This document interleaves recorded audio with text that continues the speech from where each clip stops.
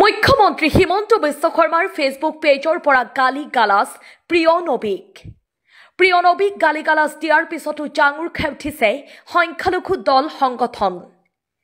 মুখ্যমন্ত্ৰী হিমন্ত বিশ্ব শৰ্মাৰ ফটো সংলগ্ন থকা ফেচবুক পেজৰ পৰা গালি গালাজ দিয়াৰ পিছতেই থানাত দাখিল কৰা হৈছে এজাহাৰ।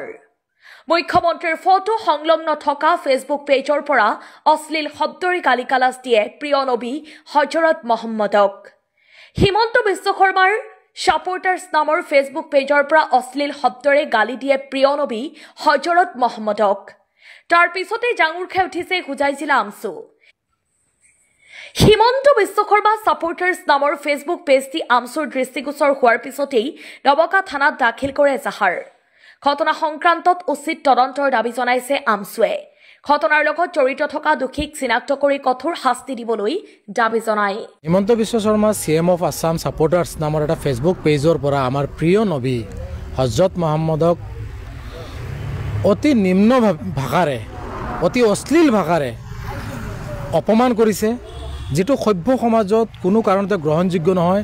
যিটো ভাষা আমি সামাজিক মাধ্যমতেই হওক বা অন্যান্য মাধ্যমত আমি প্ৰয়োগ কৰিব নোৱাৰোঁ, এনেধৰণৰ এক বেয়া ভাষাৰে তেখেতক অপমান কৰিছে, যাৰ ফলত এটা ইছলাম ধৰ্মাৱলম্বী লোকসকলৰ ধৰ্মীয় অনুভূতিত চূড়ান্তভাৱে আঘাত পৰিছে।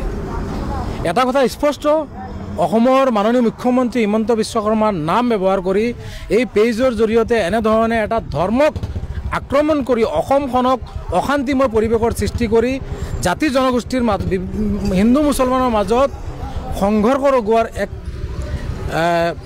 চেষ্টা এটা দুষ্ট চক্ৰ কৰিবলৈ উঠি পৰি লাগিছে।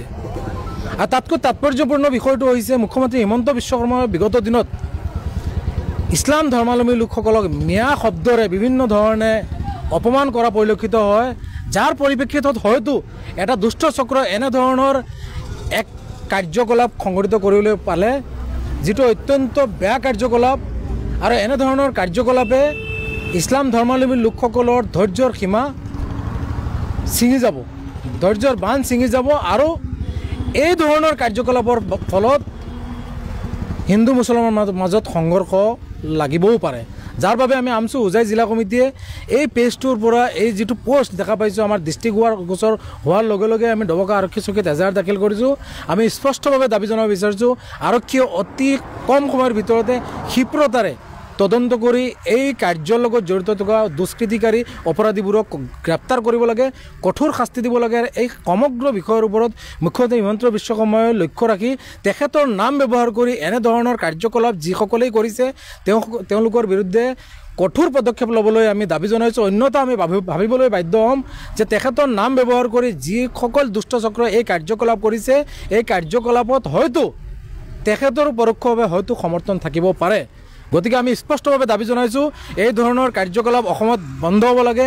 অসমৰ খাতাম পৰীক্ষা ঐক্য সমৃদ্ধি যাতে বিনষ্ট নহয় তাৰ প্ৰতি লক্ষ্য ৰাখি মুখ্যমন্ত্ৰীয়েও এখন ধৰ্ম নিৰপেক্ষ ৰাষ্ট্ৰৰ এখন ৰাজ্যৰ মুখ্যমন্ত্ৰী হিচাপে তেখেতৰ দায়িত্বৰ কৰ্তব্য সুচাৰুৰূপে পালন কৰিবলৈ আমি দাবী জনাইছোঁ। অন্যথা এই ধৰণৰ অবৈধ কাৰ্যকলাপ, এই ধৰণৰ সাম্প্ৰদায়িক বিষবাস্প বিয়পোৱাৰ যি কাৰ্যকলাপ চলি আছে, এইবোৰৰ বিৰুদ্ধে আমি আমচুৱে গণতান্ত্ৰিকভাৱে তীব্ৰতৰ প্ৰতিবাদী কাৰ্যসূচী হাতত ল'বলৈ বাধ্য হ'ম।